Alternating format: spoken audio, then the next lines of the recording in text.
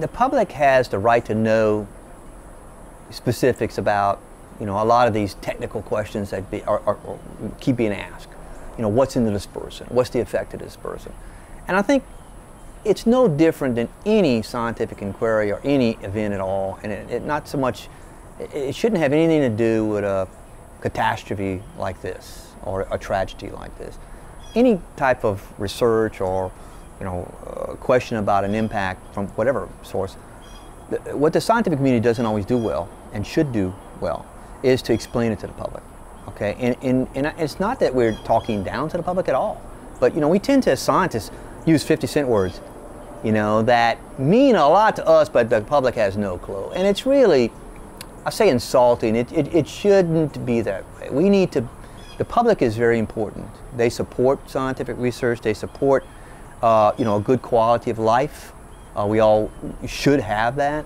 And they, what? They also pay taxes. They also, vote.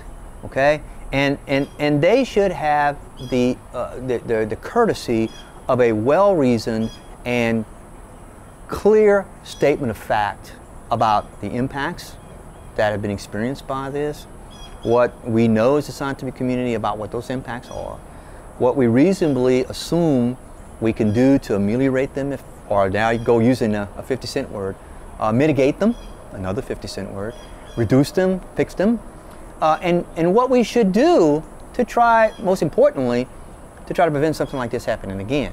And that's based on knowledge. But it has to be knowledge that's shared in a way that's understandable to everybody. And one of my pet peeves in life is that, again, and I'm not complaining so much about the scientific community, because even the political arena does that too. They talk in hyperbole, or they talk in circles, or, well, I need more money for research, and I need much money for this, or we don't really know. It's all well and good. But we need to take this opportunity to really educate us all about, some of the things we've been talking about. What is the value of the Gulf of Mexico as an ecosystem? And it is interconnected. And these are the things we're doing in this environment. And these are the risks we have for that. And these are the impacts that we witnessed here. And to answer your question, these are the things that we need to look for in the future. Okay? And I think that's what a lot of what we as Audubon is trying to engage people on, is we can engage people in helping us to collect some of that information, frankly, on the impacts to wildlife, particularly birds. And we have people out there right now helping us to monitor birds. That's something the public can do. It's not just sitting in front of their TV or reading a newspaper and waiting for the answer. They can actually go out and help us collect information and data that can help address those questions. Because as we started earlier talking about the impacts on birds, we really don't know. And the only way we're going to really get a good picture is if we can get good citizen science data out there over the next couple of years to see if there is an obvious shift in either patterns of use of birds or numbers of birds or what have you, that we might be able to relate back to what we've just experienced, or not. And that would be okay. But we won't know unless we ask the questions and we get people engaged to help us answer the questions. So from our perspective, that's very important, and that's what we hope to do. But, the lay person ought to be sitting there demanding reasonably clear answers to the questions they've been asking. And we should give them nothing less, period. The National Audubon Society, of course, relative to the oil spill, has an oil spill response page up on its national website. So in this day and age, all you got to do is Google the National Audubon Society, and that's us. There are other organizations out there that use the word Audubon. We are the National Audubon Society. They are certainly, and we've encouraged it to continue. We've engaged over 30,000 people that have registered on that National Audubon website. And that's great. From a national perspective, that's wonderful. And that website can be used to gain information. They become part of a network of people that we are communicating with, and that's great, relative to the oil spill. But going forward, I really encourage people to certainly continue engaging Audubon in that venue. But Audubon also exists throughout the country. And many of our most ardent supporters are certainly within the National Audubon Society. There is a network of centers around the country. It doesn't matter where you live. You don't have to live on the coast to be concerned and interact with us on that basis. As I mentioned earlier, we're trying to engage people to help us monitor everywhere. It's not just monitoring the coast. We want to monitor everywhere. So I encourage people to look up and see if there's a local National Audubon Society center nearby.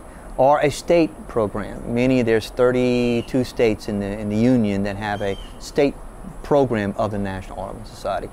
But then there's this other layer, that's the national organization. But then we interact and we cooperate with over 500 local chapters. These are independent, nonprofit Audubon societies that are affiliated with the National Audubon Society. Those guys are every bit as active. In many cases, here in Mississippi and Alabama, those are the birders, the enthusiasts that are out there helping the new birders, the new enthusiasts, helping them monitor shorebirds. They're teaching them how to identify shorebirds. So that's a great way to become engaged with us on several levels, certainly at the national level, on the state and local level for the National Society, but also those local chapters are very good at wanting to engage people about their love. That's what they love. They're just enthusiasts and passionate about birds, and certainly this is a wildlife issue that's not going to go away. So and we encourage people to really connect to Audubon in any one or all of those ways. Yeah. Personally, I joined the National Audubon Society 6 years ago, and I approached them, and I did it because I liked the organization's centric view on the world, and how we as a conservation organization, in fact one of the oldest ones, we just celebrated this year 105 years of existence as a national organization. That's a pretty long track record.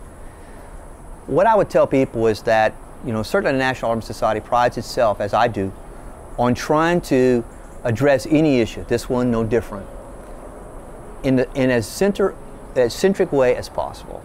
Let's take the high road on how we approach this. Let's be factual about how we evaluate things, and let's be thoughtful how we plan the future. And it's not just about an oil spill, it's about everything that Audubon does. And I guess my message would be that, I tend to be an eternal optimist, and I like to look on the bright side. I try to stay away from being too much of a conspiracy theorist, okay, and trying to look for blame. At this point, let's find the positive ways that we can learn from this process so that we can make the habitats better for birds, but not only habitats in wildlife better for birds, but it's a quality of life issue for humans too.